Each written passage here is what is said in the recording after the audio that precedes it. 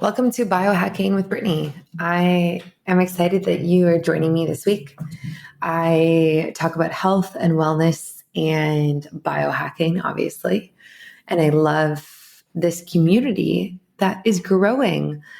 Thank you to everybody who recently voted or I guess ranked or rated, my podcast on Spotify. I just want to talk about this quickly. So on the weekend, I posted an Instagram story being like, please rate my podcast. And I have a ton of reviews on Apple Podcasts, which is the most important place. And it's like, I think it's rated about 4.9 on Apple Podcasts. And there's over 100 reviews, which is really good. And it's really encouraging to see people do that. And when I put this story onto Instagram, I was on Spotify. I've been on Spotify since the beginning. And I think it was rated like 4.6.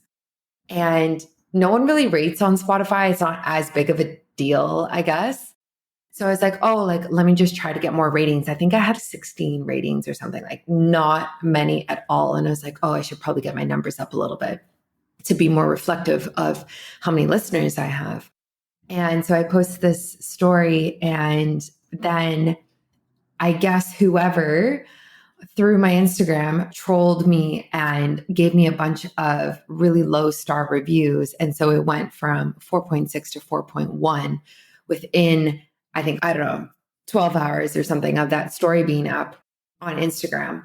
And I just want to say, if you're listening and you did that, you don't know what it's like to have a small business and how much ratings and reviews actually make such a difference. Like when I saw that, it is so discouraging to see that as a content creator and as somebody who literally does everything in my business all of the time. It's so petty. And I was so disappointed. I can't even tell you how disappointed I've been about it. Thankfully, there's been a bunch of people who have rated it 5 stars on Spotify again. So thank you for that. I think it's back to 4.4 now. If you're listening and you want to support the show, seriously, it takes 3 seconds. You just whip out your phone, you open Spotify, you type in Biohacking with Brittany, and you rate it 5 stars. There's no reviews. You can't type anything. It's only a rating on stars. But I just want to say, it is so difficult to have a small business. It is so difficult. The amount of work that I have put in to be here right now today is years of consistently posting and years of barely getting paid anything. And to be at a point now where I have momentum and I actually can make a living off of doing this, and then to just have people on the internet just shit on you essentially and not care really sucks. It really, really sucks. So if you did that, you can actually go in and change your podcast rating to 5 stars. You can change it at any time. Please do that. If you want to rate my show, I would really appreciate that. And that is all I have to say about that. I'm really disappointed and I hope it gets better. That's all I have to say. I'm letting it go. Emotionally, I'm not going to let it bug me anymore. It's hard when you are a content creator, and in general, it's really just difficult. You put so much time and effort into creating things, whether it's a video or a YouTube video or an interview or a blog article or a newsletter. And sometimes things just do so badly, they flop. And I have been feeling so discouraged lately. And it's been really hard. So yesterday when all of that happened at the end of the week, I was like, F this, I'm done. I need a vacation. Yeah, and I think the other thing too is when you're an entrepreneur and you're running your own business, it's just you basically, right? As a content creator, maybe you have some contractors, sure, but it's just you. So you don't really answer to anybody. You only answer to yourself, and you kind of answer to the platform that you have. But then in a sense, you're answering to complete strangers, complete people I've never met in my life and probably will never meet in person, can just kind of be disrespectful or be rude. And it's not just podcast rating situation, right? It's anytime people criticize me on the internet, whether it's in my DMs, in my comments, even people at the biohacking conference, it's anything, right? Like it's just when people aren't kind, I don't get it. And I just would never, ever do that to anybody. I would never, ever do that. If you don't have anything nice to say, don't say anything. Actually, though, don't like, what's the point? You don't need to tear down other people to make yourself feel better. So just know that all of the creators that you support, all of the podcasts that you support, it is so much work to put out this much content. Like I put out 2 podcast episodes a week now. The average podcast has 7 episodes, and then people quit because they realize how much episodes, like how much effort it is. 7. I think I'm on like 177 this week. That just shows you people are like, oh, I'm going to start a podcast. It's going to be great. I'm going to talk about all these random things. And then they go and do it. And they're like, oh, okay, actually, I don't want to do this, because it's not only the recording, it's the prep beforehand. It's the promotion afterwards. It's the editing. It's publishing it on all of the platforms. It's trying to figure out the SEO and getting it to rank high in different countries. Like there's so many aspects to it. So yeah, that is my rant about that. And I know that the people who listen to my podcast every week, I feel like we are buddies. So I can talk to you. And you know what? I know we're buddies because whenever I talk about anything remotely like this, if I have some sort of bad experience or like personal difficult time, the amount of DMs I get from people are like, it's just so supportive that it really makes me feel better. And I really appreciate those DMs. Like actually when people take the time to just send me something, you know, even a couple of sentences like, hey, I heard that you're going through this with your health. I'm so sorry. Like I'm going through this and I can relate. Like anything like that really means a lot to me. So please, please always do that. And thank you for being a part of my little corner of the internet. Today's episode, we are diving into sleep optimization. And I kind of talk about this on the show, but I spent like 2019 basically optimizing my sleep. And it was the year that I got my Aura ring. And it really just opened my eyes to how things can really impact your sleep and how I was sleeping. So I realized, you know, I was waking up so many times throughout the night and getting up to go to the bathroom and like all these different things. And it was incredible. So it was incredible to actually like figure out how to fix that. I sleep really well now most nights, and I'm thankful for that. And today we talk a lot about that. We talk about what women kind of struggle with when they're sleeping or trying to sleep versus men. And we talk about postpartum and what that can be like for people and how much that can disrupt your sleep and your hormones and your stress levels. So there's really a lot that you can do, but it's obviously a very difficult time for a lot of people. So enjoy this episode, and a shout out to a new company on the block. This is my friend's company called June a Day by my friend Marjorie. And I had the pleasure of actually meeting her at the biohacking conference in June. And she has developed a full line of clothing for women only that blocks EMF and radiation. So she's actually coming on my podcast soon. She is very sensitive to EMF. So this is an issue that's very close to her heart. And she decided to do something about it. So she has created a full line of clothing, and it's beautiful designs. So I have the play suit in black. And I think I got a medium because I'm tall, and I think a small would have been a little too tight and short. And I love it. Every single time I wear it anywhere, I get compliments because it's such a modern design. It's so cute, and it blocks EMF. So when you're traveling on the plane, when you're walking downtown, or you're in an office building, or anywhere where you feel like there's a lot of electromagnetic frequencies, a lot of radiation, which honestly tends to be a lot of places now, unfortunately. This is the type of clothing that can really help and shield against that. So check it out. I have a discount code, Brittany in all capitals. I will link it in the show notes for you. Gets you 10% off.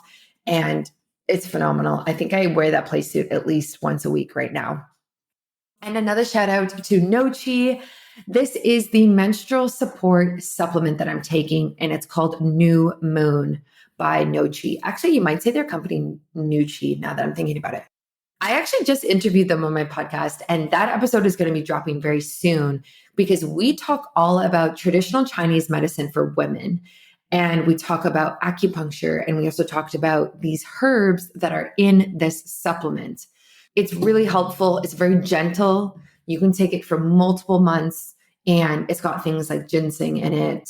I think there's also ginger in it. And it just really helps with the symptoms associated with irregular cycles and PMS, things like bloating, fatigue, skin issues. So it's really nice to take such a holistic supplement that is geared towards menstrual health.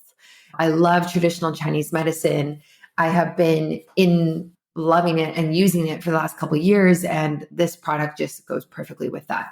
So check that out. That's by No Chi, spelled Nooci, linked in my show notes. I also have a discount code, Biohacking Brittany, in all capitals. Check it out.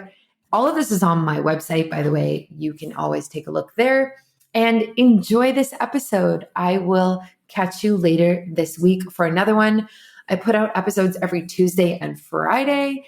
And now that it's August, I am actually doing, I guess I should announce this, but I am doing a massive giveaway at the end of this month.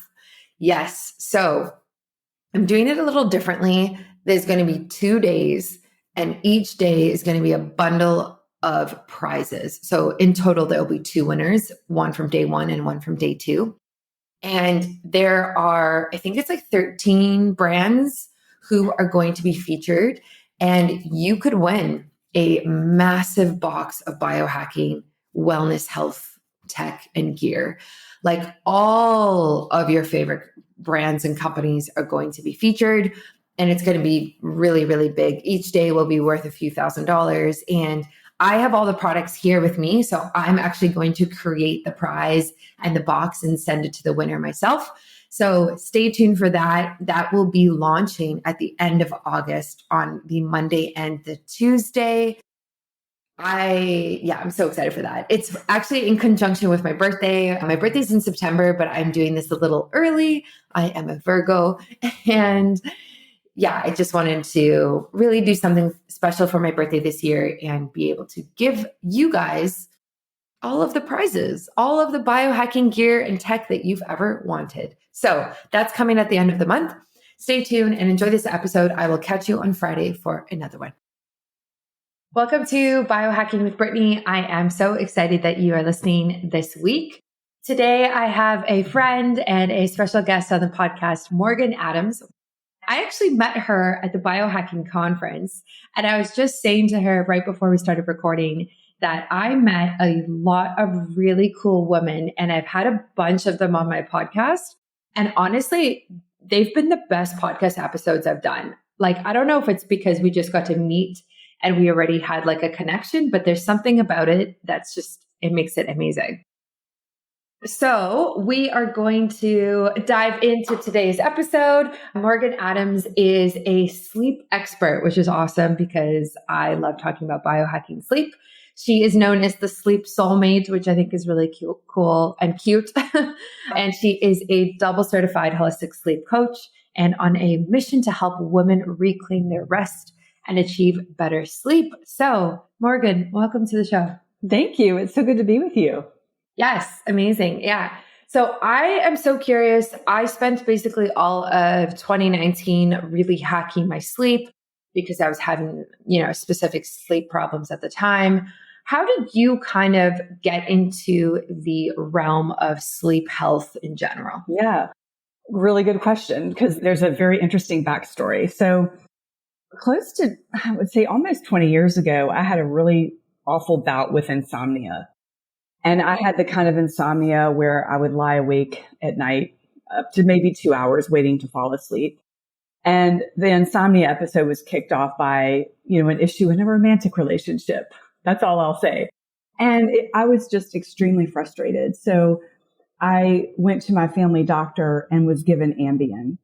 and really didn't know any better than to just take it. And so I took it for 8 years, and it made me get to sleep faster for sure. But the next day consequences were not pretty at all. I had a lot of brain fog. I really didn't feel fully awake and alert until lunchtime, but I didn't know what else to do. So I just kept taking the pills. About 8 years into taking the pills, I met my current husband. He was my boyfriend at the time.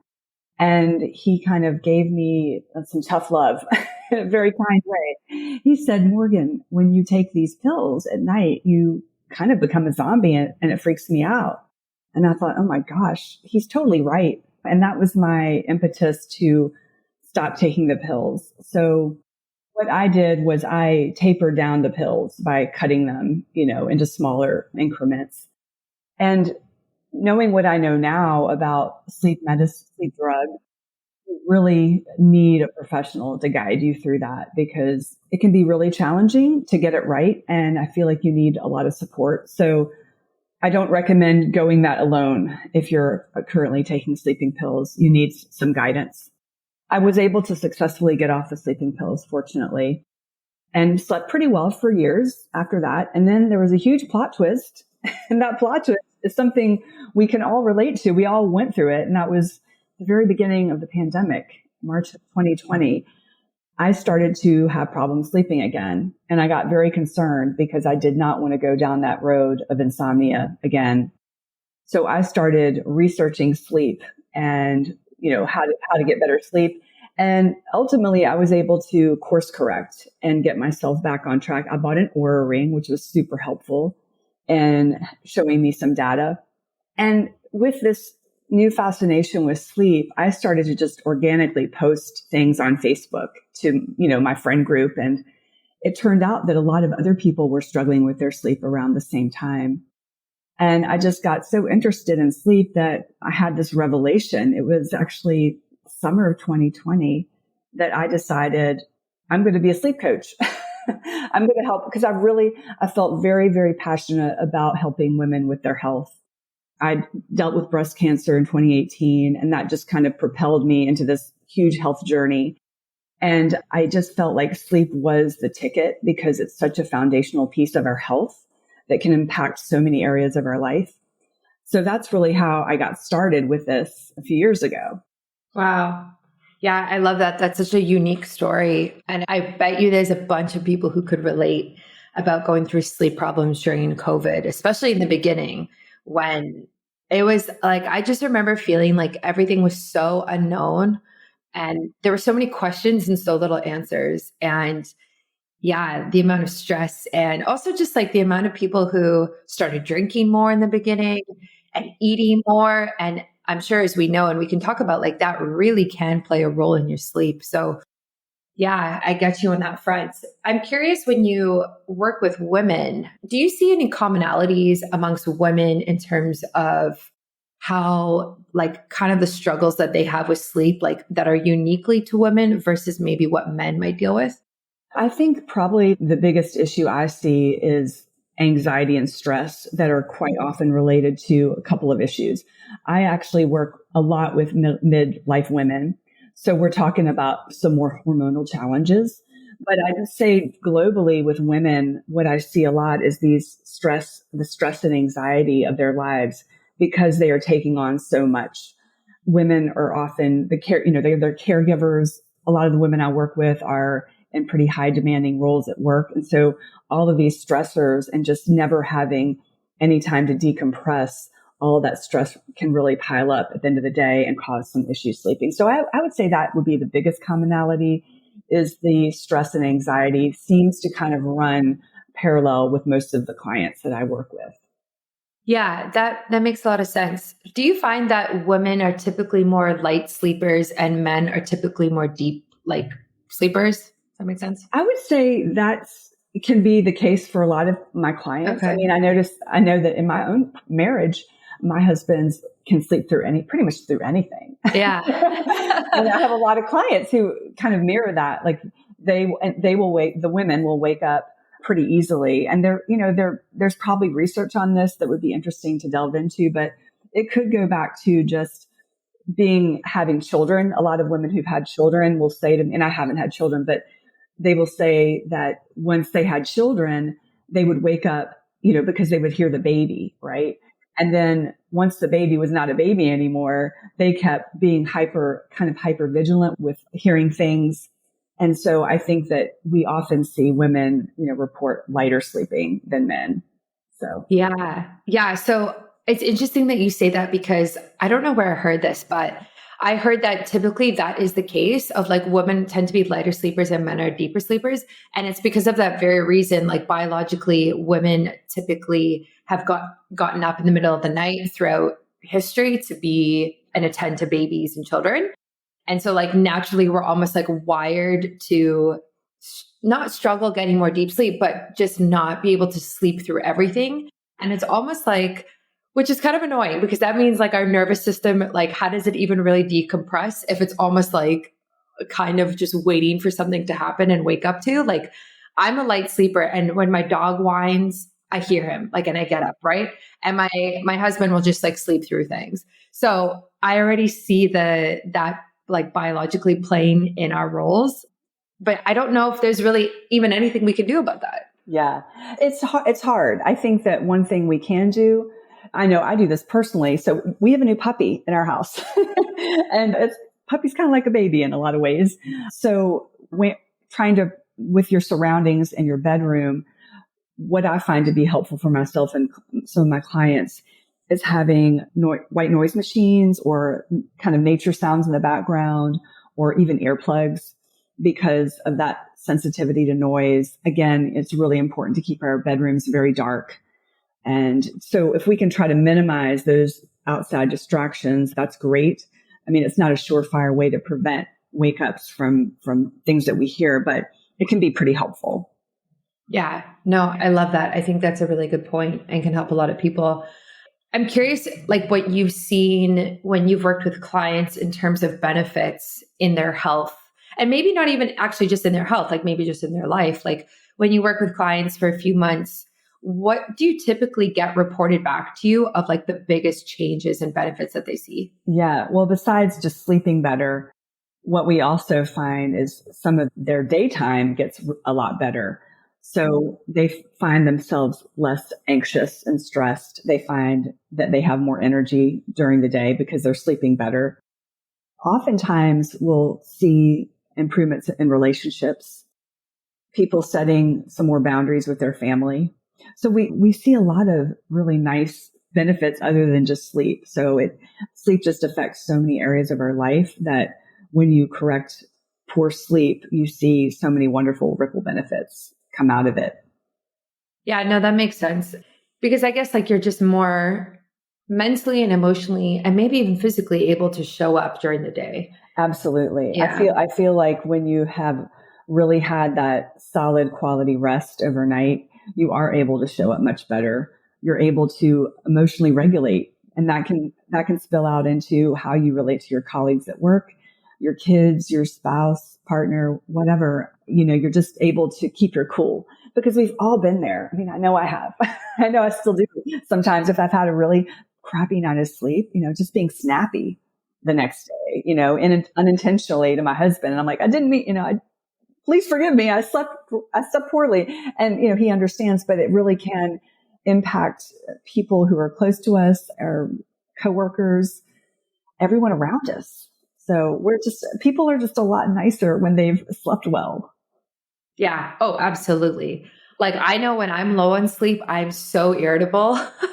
Yes. I just like the bandwidth I have, the amount of care I have for things is like zero. Yeah. Well, yeah, it's interesting that you say that, because they actually have done studies showing that when people are sleep deprived, their level of empathy drops and their generosity. They did some kind of study looking at how likely someone would be to help a stranger and how likely someone would be to donate to a nonprofit. And the people who were not sleeping well, they were underslept, they were less likely to step up and help somebody else. So it really does impact that empathy and that generosity for sure. Yeah, no, that makes so much sense. So when people have like go through sleep disruptions for a period of time in their lives, like It could be a new baby, it could be traveling, anything like that. What are your recommendations for that? Because as someone who is like looking at, fertility in my near future, I am like very worried about the lack of sleep that's coming, next year, whenever that might be. So like, how do you even manage that if it might be like months on end where you're constantly going to be waking up? Yeah, I think you've hit on a really good point. I think new mothers have it, it's a very stressful time. And unfortunately, there isn't a lot of literature or articles out there about how to help new moms. But I feel like from an evolutionary perspective, this is where I feel like it can be comforting for people to hear, is that like sometimes when women are in the thick of this, when they have an infant and they're just like, I'm so sleep deprived, that they're afraid they may get sick, or, they may have long-term consequences. Like you see all these scary things on the media, on the news about like, it could, you might get heart disease, you might get this and that and the other. But like, I mean, I'm just throwing this out there as something to consider. It's like for so many years, women have had babies and have had that period of sleep deprivation for several months, and then live long, healthy lives. So I share that as sort of just a message of positivity and hope.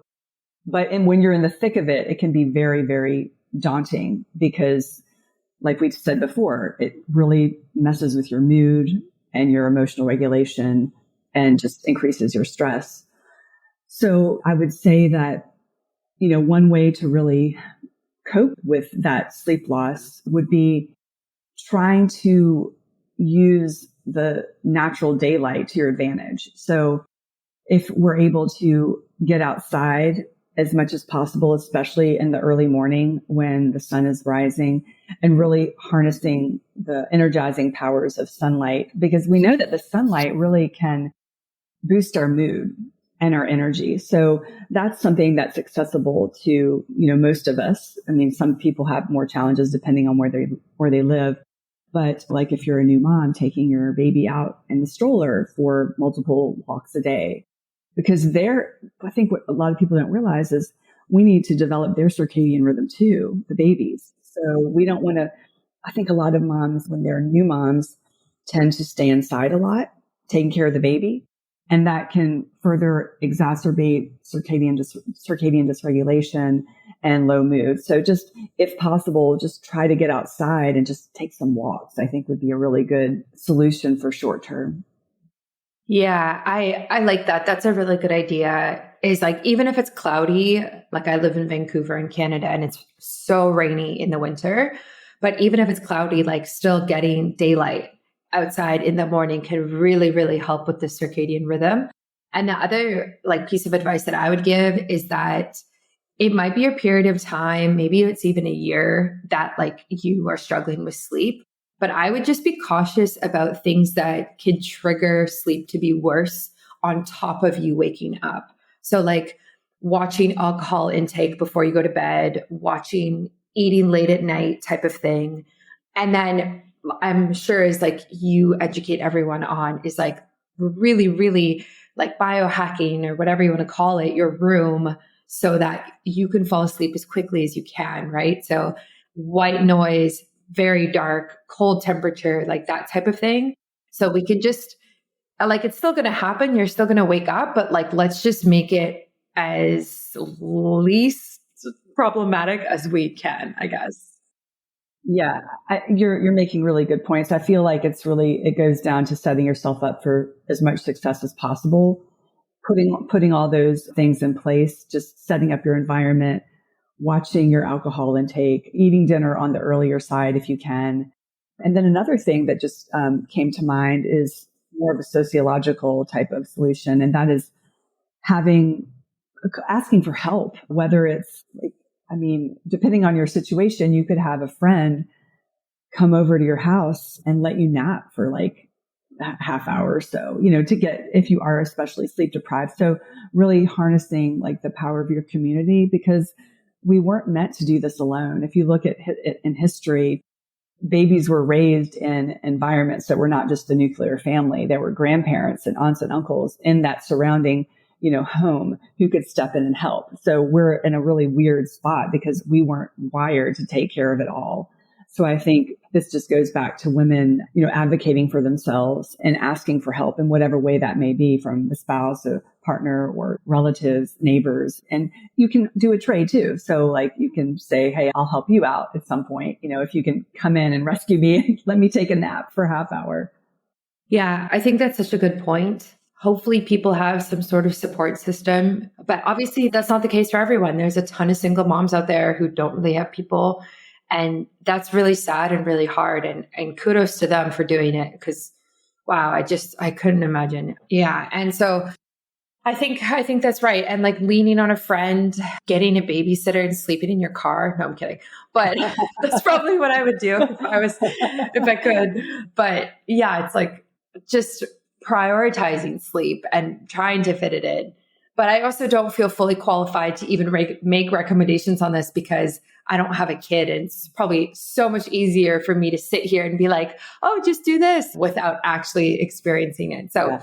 Well, it's a huge challenge among so many women. And like I said earlier, there's not enough resources out there. There are not enough professionals helping women. It can even boil down to policies, that come down from above from our workplaces, or we just don't have a lot of support is the bottom line. So these issues really, I think, should be addressed at more of a macro level, right? I think, and then it'll trickle down to the more micro level. So we could get pretty deep on this if we talked about it a lot, but that's kind of my take on it. Yeah, I think that's a good point as well. It takes a village, but a lot of the way society is set up in North America now, it doesn't reflect that anymore. And I think women feel the brunt of that, unfortunately, like new moms. And yeah, like you said, it's like, this is like a systemic issue. It's not a you issue, right? Like it's not your fault. And I hope a lot of women kind of almost get comfort in that, but yeah, it's complicated. What I also think is interesting on the flip side is like, there tends to be this notion that like sleep deprivation is like a badge of honor in certain professions and industries. Like, oh, I worked 14 hours, I slept 5 hours or whatever it is. So how do you like challenge that mindset and promote healthy sleeping habits kind of against that when it's like high stress environment? Yeah. It's interesting you brought that up because, what I like to say, like I kind of consider myself like a sleep PR agent, but I think that we need more sleep PR agents out there. I use LinkedIn a lot as a platform to get the message out. And I do sort of follow the sleep hashtag. So I can kind of see what conversations people are having about sleep. And it's really fascinating. Most of the posts are pro sleep. They're pro the message we're sharing here about investing in your sleep. You're investing in your productivity, the next day's work. But I saw a post last week by somebody. It wasn't anybody, big. It was just like a random Joe, wherever. And he had a graphic. He said, if you woke up broke, you didn't deserve to go to sleep. And I actually did a story about this on Instagram. And I'm like, this kind of attitude has got to stop because it implies that that sleep is like a privilege that is to be earned when you've worked a certain amount of hours or made a certain amount of money.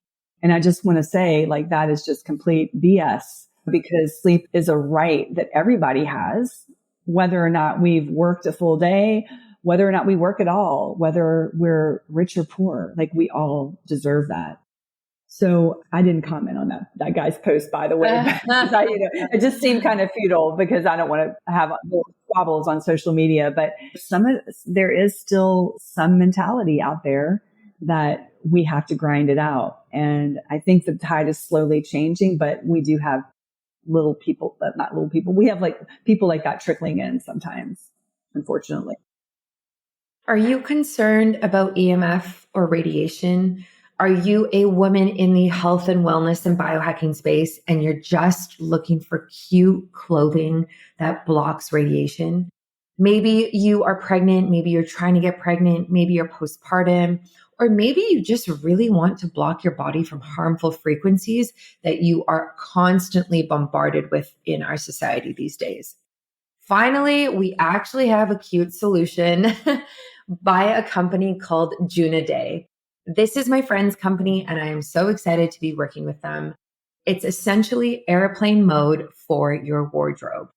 If you're flying, if you're working in the city, if you are sensitive to EMF, this is the clothing that you need. It is so cute. I have the play suit in black. I wear it at least once a week because it's just so comfortable. And it just blocks all of the 5G that's around me, the Wi-Fi, everything else that we're constantly exposed to. As somebody who is on her preconception journey, soon to be fertility journey, it's really important for me to block my, to be honest, my ovaries from this type of thing. I want to protect my mitochondria. I want to protect my body in general from all of the frequencies. So this is what I'm wearing. And if you are sensitive in any way or worried in any way about EMF, you need this. Check out Day. They have a bunch of different really, really cute designs. So they have a belly band, which is if you're pregnant, you can just wear it underneath your clothing. They have a unitard, which is cute. They also have maternity legging. They have a play suit, which is what I have. And then they also have a bodysuit, which I kind of want as well, because you can wear it under anything, made for all day wear.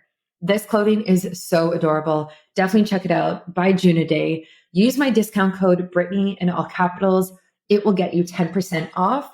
And please tag me if you wear this, because someone tagged me the other day. She's pregnant. She's wearing the play suit and it was so cute. I was so happy for her. So tag me if you wear it. I want to see it. And I'm just so happy and excited that we have another female founded company and brand in the biohacking space. It's so needed. So please go support this company, Day. Yeah, I think like there's a love for hustle culture. And I think it's getting better. I think people have realized like how toxic it can be. But at the same, it's hard because at the same time, like the economy is really tough right now. And a lot of people have like a full-time job and have a side hustle and they're just trying to make ends meet and trying to advance their careers. And a lot of the time, the sacrifice is time. And that edges into our sleep.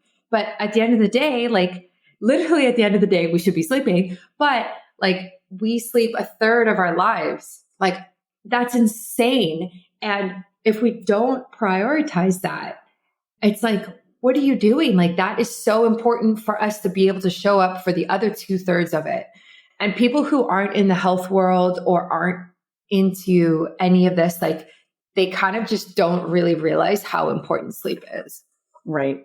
Yeah. And it's interesting because the people that I'm working with, they don't have that mentality because they've sought me out because they understand like how critical sleep is because they're hiring me to help them. So I don't really, and my circle of friends is much like me, health minded. So it's pretty rare that I actually talk to anyone who's sort of who doesn't think sleep is cool, but they are out there, it's just I think you and I, Brittany, we're kind of in a little echo chamber sometimes of our biohacking friends and health minded people. So yeah. Oh, absolutely. I think so as well. Yeah. And even like I live on the West Coast, right? I find the West Coast of like Canada and the States is very into holistic health and like into this. And whenever I go to Toronto, my family's in Toronto, or even I feel like New York City is just so hustle and bustle all the time. And there's a serious lack of work-life balance there. And it just burns people out. It really, really does. Yeah, I would agree. There does seem to be, I'm on the East Coast of the States. And there does seem to be a lot more hustle culture mentality than like when I've traveled to California for conferences. People are a lot more chill. They seem a lot more health oriented. I mean, I'm generalizing quite a bit, but that's just kind of what I've noticed. Yeah, absolutely. In terms of like stress and sleep, what do you see with your clients? What's been your experience in that relationship? And how do you recommend people kind of get a hold of their stress?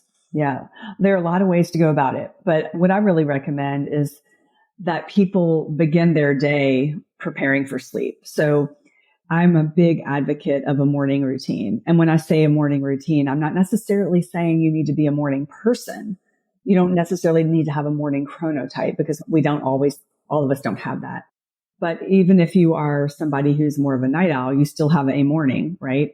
So I really recommend that people start their day with some kind of morning routine that's centering, getting outside, walking, having that light exposure, having some kind of intentional practice, whether that's, reading or journaling or meditating or breath work, something to kind of ground them. And what that does, it really helps buffer you from having that stress right in the beginning of the day. I mean, I've had clients who unfortunately, would wake up and they would be out the door within 5 minutes with a cup of coffee. They literally just were flying out the door with no practice of stopping and reflecting on the day ahead. So I think it really begins in the morning. And then as we move about our day, I really recommend that people take what I call mindfulness snacks. So when we have stressful events that pop up during the day, it boosts our cortisol, and maybe not in a great way. So we have these cortisol spikes, and we want to really be mindful of kind of managing them throughout the day, because if we build that cortisol up all day, it can really impact us at night. So what I'm talking about here is like maybe 2 or 3 mindfulness snacks during the day where you just literally take 10 minutes and you go outside or you meditate or you do something. Maybe you just sit there in silence, but you're really just giving yourself a chance to process your thoughts and just be with yourself. Because what ends up happening quite often with my clients is that they get into bed 10 o'clock, 11 o'clock. They haven't had the chance at all to process their thoughts during the day. And the time that they start to process it is in bed when they're trying to sleep, which creates all these problems going to sleep. And then perhaps when they wake up in the middle of the night, those worries might pop up too because they haven't addressed them during the day. So it's not so much about like what you do before bed, but it's like what you're doing from the moment you wake up all throughout the day. Yeah, I love that. I love that you start making recommendations from the morning onwards. I think that's a really smart idea. I think I sleep better when I go for a walk in the morning. There's something about, kind of like we briefly talked about, like just getting natural sunlight, or even if it's rainy, just getting outside and getting that light, the fresh air, the negative ions, the exercise, the time to myself before getting into my day. I just find really, really sets me up for success for my sleep. And I know a lot of people kind of implement some type of walk or walking the dog or the kid or something in the morning. And I just love that. Yeah, it's a great practice. Yeah. So how do you feel about like EMF and radiation and devices and like their impact on sleep? Yeah, that's kind of a tricky one. So I'm not the kind of person who's like super strict about screens, but I feel like this is sort of like where things are right now. I think with most of the research is that like we know that blue light can impact our melatonin, and we want to be mindful of that in the evening. But I think sometimes what we're consuming on the screen is actually more detrimental than the blue light. Because think about all the people in the world who watch TV before bed and have no problem sleeping. So, I mean, I think it's a great practice to wear blue light blocking glasses, when you can, if you're going to be on screens. But I kind of like to look at the activities that we have on a screen as like your bucket of active activities and passive. So when you're on a screen, an active activity would be like texting or social media or video games. Those are interactive. Those require you to react to something. And that could be actually stimulating. So that's stimulating content versus more passive forms of media would be like TV, breathwork apps, meditation apps. And, it's really interesting, Brittany, is people crack up because I say very just outright, my evening routine is watching TV. They're like, what? You're a sleep coach. But here's my take on it is that if you are watching an actual TV, not like a laptop that's sitting right next to your face, it's a good distance away from you. And you might have blue blocking glasses on, and the content that you're watching is not stimulating or scary or disturbing, then I think you actually can watch TV before bed without it ruining your sleep. But I think a lot of times people will just launch into a program at night with Netflix, not knowing what the program is about. I mean, I've been guilty of this too. And they don't realize the program is like suspenseful or scary or violent. And they're like, oh my gosh, now my sleep is disturbed. So I would recommend watching things that you've watched before maybe, or that you really know for sure. Maybe you've watched them during the day and you know that the content is not going to be too stimulating. I feel like, with EMFs also, I mean, we don't have a ton of data about it, but there's like a lot of hypothetical kind of general information about it. But I do believe that like we should definitely not sleep with our phones by our bed. Our phones should be out of the room for sure, for the EMF reason. And also because it's just too damn tempting to pick up the phone and scroll if you wake up. It's also, I also recommend that if we can disable our wireless before we go to bed is a great idea, and unplug the things in our bedroom that we don't need. I would never unplug my chili pad. I'll tell you that. That stays in all the time. But, the things that we don't need, I'm unplugging them. Are you tired of feeling out of sync with your body's natural rhythm? Do you struggle with menstrual cycle related issues like fatigue, mood swings, and bloating? If you're looking to optimize your health and well-being, look no further than the Ebb and Flow Cycle Guide. This comprehensive guide is designed to help you better understand and work with your menstrual cycle so you can improve your energy levels, reduce PMS symptoms, and gain a deeper understanding of your body. With in-depth information on each phase of the menstrual cycle, you'll learn how to adjust your diet, exercise routine, and self-care practices to better align with your body's needs. One of the biggest benefits of the Ebb and Flow Cycle Guide is its user-friendly format.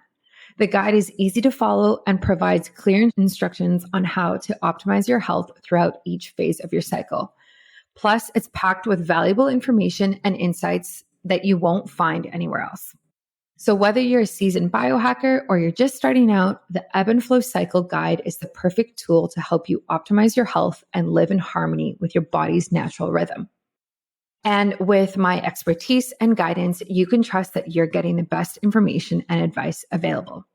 So why wait? Head over to biohackingbrittany.com to get your copy of the Ebb and Flow Cycle Guide and start living your best life today. Yeah, I love that. I think a lot of what you said really resonates with people. Like I watch TV before I go to bed, but it's done in a very probably different way than a lot of people do it. So like I have blue blocking glasses on. All of the lights in the entire apartment are off except for the red light in our bedroom, and no phones. So there's no like phone. I'm not scrolling while the TV's on. There's none of that. Like it's literally just TV, and it'll be, let's say until about like right now, it's probably about to like 8:30, and then I turn off, and then I like start more of a bedtime routine, and I usually have my lights off by 9:30. So I spend a lot of time reading before bed. It really calms me down. I read a lot of fiction, like kind of similar to what you're saying is like, I find if I read nonfiction, like books about health or business or something like that, like it doesn't really help me fall asleep. I need something that's like, let me just describe this completely alternative universe that you're in and like take you out of your life and relax your brain from thinking about yourself. And that's kind of what helps me fall asleep. But I get it. It's about the balance, We also turn off our Wi-Fi and no phones and all of these different things. But some people are just more sensitive to EMF and blue light than other people. Like I am very sensitive to blue light, but my husband isn't. So I don't know. Yeah, that's a great point. And that's one of the things that's so tricky is because it's hard to correct me if I'm wrong, but I don't think there's like a test to assess for your EMF sensitivity. If there is, I don't know about it. But, I don't think so. Yeah. But I mean, you're right. And you and I both have a mutual acquaintance who is extremely EMF sensitive, and she developed her own line of EMF shielding clothes for that population. But yeah, and then it's also interesting because if you share a house with somebody, you could have one person who's completely not sensitive and the other person who is really sensitive. So I guess to have like the most drastic intervention would probably be good just to cover your bases and cutting it off, all the EMF off or the Wi-Fi off before bed for sure. Yeah. Yeah. I love what you're saying. And just to plug that line, it's called Juna Day. And that is a good friend of mine. I will link it in the show notes. I have a discount code if people want. I always try to promo her because you know what? There are like no female lines of clothing for EMF that are actually cute. And her clothing is so cute. I wore the play suit yesterday. Anyway, so I just love it. And now that I'm thinking about this, I'm sure she's going to listen to this episode. She should definitely develop a line of pajamas that block EMF while you sleep. Now that is something I would really get behind. I would love that. I would absolutely love that. Yeah, exactly. For sure. Yeah. So I don't know of any test that really looks at EMF either. In terms of blue light, the only thing that I have heard and read about is that people with certain eye colors are actually more sensitive to blue light than others. And the lighter your eyes are, like the more sensitive they are to blue light. So for people who have like blue eyes like myself, like I really, really feel it. Whereas people who have darker eyes typically don't. And I don't know a lot about the structure of the eyes and like the cells that are related to that, but I'm sure there's like more information out there for people to find. Well, yeah, that's a really good point. I also heard that the thickness of your eyelid can impact your sensitivity. Oh, so that's something that like I never thought about until I heard it recently. Yeah. Wow. So how do you measure that, right? Yeah. You don't know. I mean, we can look at the color of your eyes, but how do we know the thickness of your eyelids? Yeah. Right? Yeah. I guess if you naturally have thinner skin, but then that gets into the question of your skin gets thinner typically as you get older. So like, do you become more sensitive to blue light as you get older? Great question. Oh, you're digging deep. I don't know. I think a research project is on the cards for you. Yeah, maybe. Yeah. And then obviously that would mean that like babies and kids are less sensitive. So that's super interesting now. I'm thinking this through, but I know, speaking of age-related health issues, I know that some people kind of feel like as they get older, they struggle with sleep more. Do you find that in your practice, or do you think it's kind of like all across the board? 100%. I find that, well, we know the data shows us that as we get older, we get less deep sleep. Our sleep becomes more fragmented. And most of my clients are 40 plus. So I'm seeing that a lot, and especially like with my 50 plus clients for sure. And I'm actually 53 myself. So I've actually started to notice changes in my sleep, which is kind of ironic, right? But I think once you realize that a natural part of aging is having changes in your sleep architecture, I think it can help normalize it. I mean, I'm not saying that you should accept bad sleep, but I feel like there's a point at which you just say, I'm aging, something's changed. You know, how can we work with this in the best way possible? So it's true for men and women, but I think women, and here's a whole other layer of issues, is the hormonal changes. The declining estrogen and progesterone really can impact our sleep. I'm facing that right now, and a lot of my clients are as well. Some of us are using hormone replacement therapy to varying degrees of success. So, you know, not to get into the weeds with HRT, but I really do feel that if you're going to go on hormone replacement therapy, you know, my take is that you need to have the basics nailed down first. You have to have some really good health practices, and then kind of looking at HRT as sort of the last thing you add, looking at just basic like eating style, drinking alcohol. You want to make sure you're pretty tight before you go into HRT. That's just my take on it. Yeah, no, I agree with you. I don't think hormones are something to mess around with.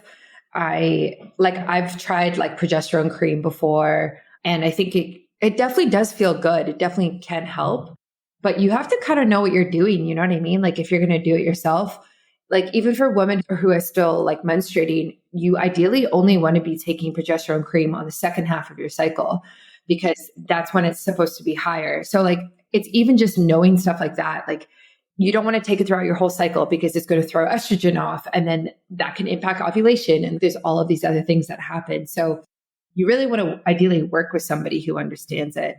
100%. Yeah. And They can be hard to find, but they are out there. And I really do recommend that people don't like go willy nilly and order things on Amazon and try to, cause it could be dangerous, because you could get into a situation where you could become estrogen dominant and then potentially develop an estrogen positive breast cancer. So we want to be careful about I think it's extremely safe for HRT, but it has to be done in a protocol that's done by a professional. You know that I seriously, seriously value the menstrual cycle and women's health. And I really care about helping women create more regular cycles, reduce their symptoms, and be able to just kind of live life easier and have more fun and not have to worry so much about these health issues that kind of plague a lot of women, including myself. So I've recently actually been taking a new supplement by a company called No Chi, and the supplement is called New Moon, and it is a supplement completely focused on menstrual support.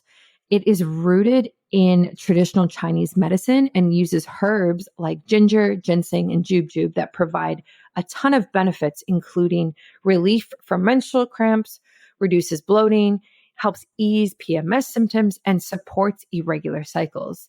I deal with all of that here and there. It always changes cycle to cycle, but I definitely deal with irregular menstrual cycles every single month or more than that, So I really love using this product, and I love using something that's rooted in nature, but also traditional Chinese medicine, because as someone who does acupuncture a lot and really respects traditional Chinese medicine, I can see how it can play such an important role in our tools that we use to help heal. So if you're dealing with any type of PMS, irregular cycles, you need menstrual support, I really suggest this product. I'm not taking anything else like it, and it's really, really fantastic. So that is by No Chi, and it's the supplement called New Moon, and I will link it in the show notes. It's also on my website. Go for it. Try it out. Let me know what you think. You can use my discount. It's all linked right there for you. Yeah, no, that makes a lot of sense. Okay, so I just downloaded my Aura Ring scores from last night. I'm going to read them out to you. I'm curious what you think. So I should say, let me preface this with, not last night, the night before, I slept really badly and I woke up at 3:30 with pain in my abdomen, whole another story, and I got out of bed. So that night I slept for 5 hours, okay, which is very abnormal. So last night, my body, I can tell by these scores, I was very tired and it was making up for it. So let me read this to you, okay? So time in bed, 9 hours and 10 minutes. Total sleep, 8:51. Efficiency was 97%. Restfulness was optimal. REM sleep was 2 hours and 29 minutes, which was 28%. Deep sleep was 1 hour and 42 minutes, which was 19%. My latency was 3 minutes and my timing was optimal. What do you think? Wow. Okay. So you're reading me the scores on the night after the sleep deprivation night. Okay. Yeah. That's actually what normally happens, is that when we've had sleep deprivation for a night or two, we just go hard the next night. I mean, we really see boost in deep sleep, REM. Obviously, your latency was very low because you were sleep deprived, so you went out very quickly. Yeah, that seems very typical of a sleep score of somebody who had been deprived of sleep. So I'm glad you had a restorative night to make up for that bad night.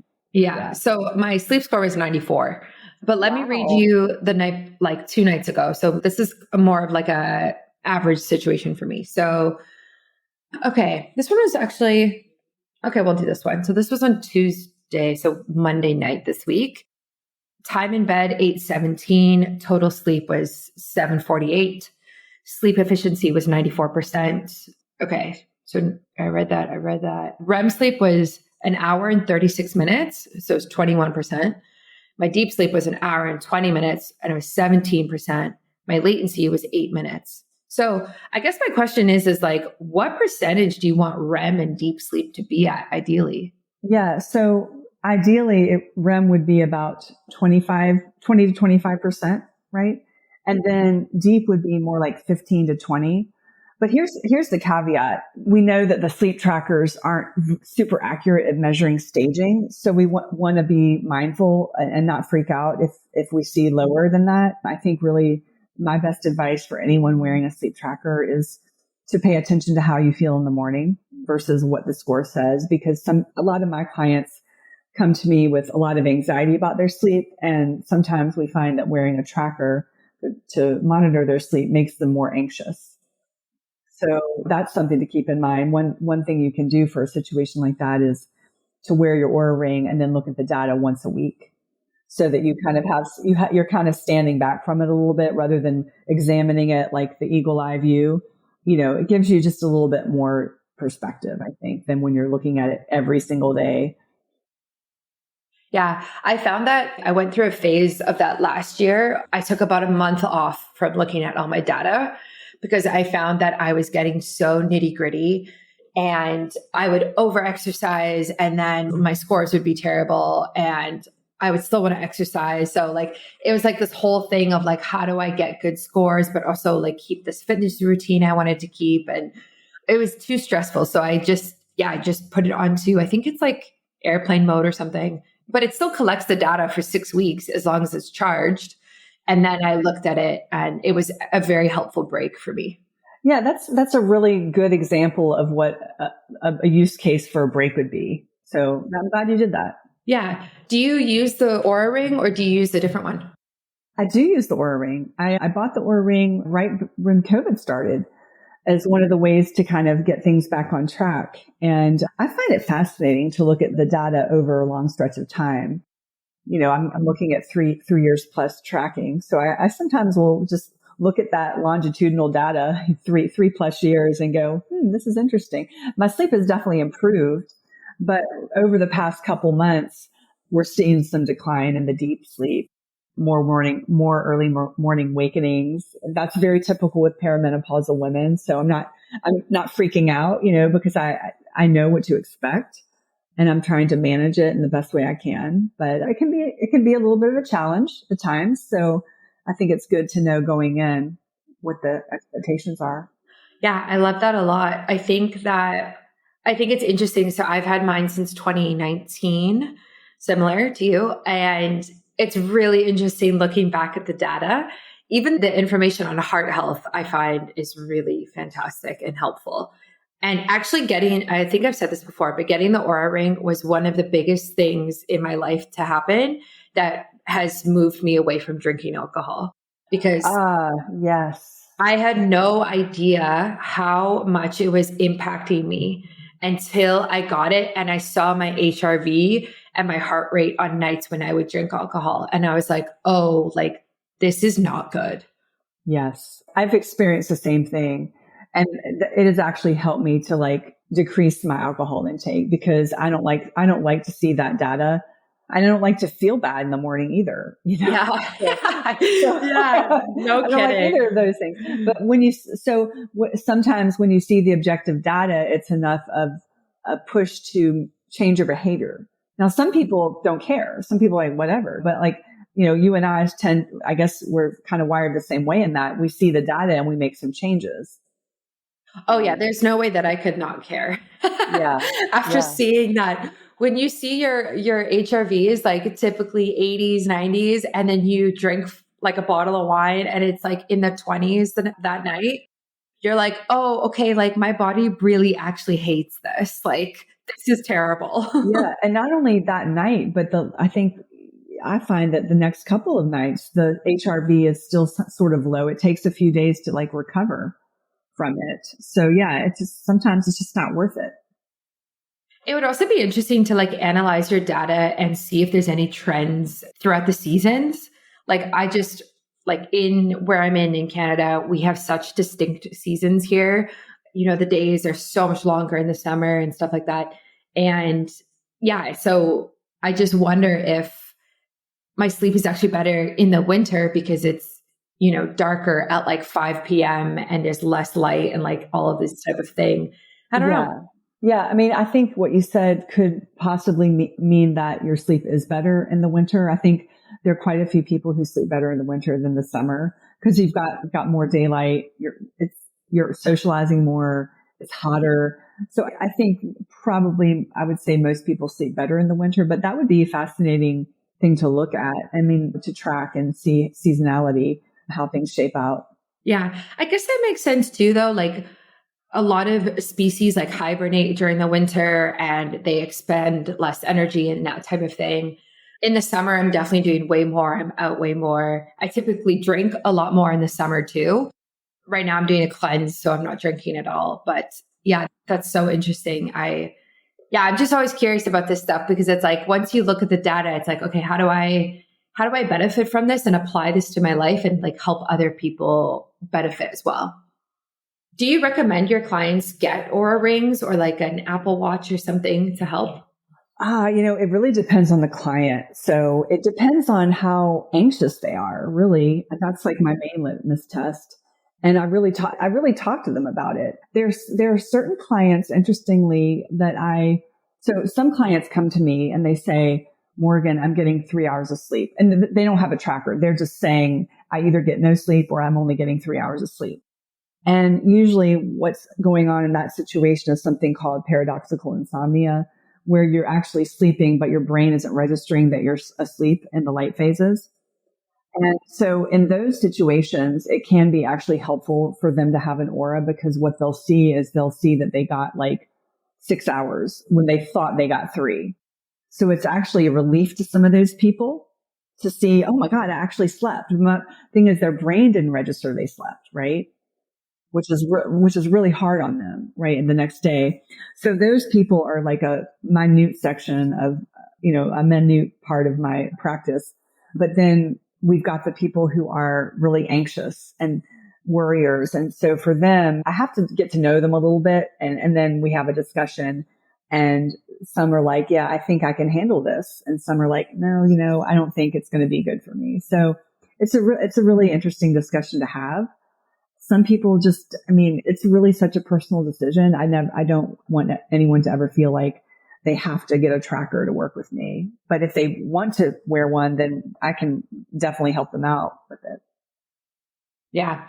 No, that's good. I think it's good to like leave it up to the people and let them decide because yeah, like you said, like some people benefit and some people don't. And it's too overwhelming. It's too restrictive. It's just too much data for them.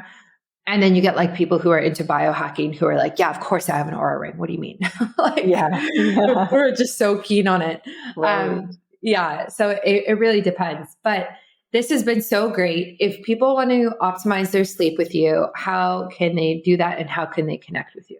Yes. Well, they can hop on my website, which is morganadamswellness.com. I have a free mini course on evening and morning routines.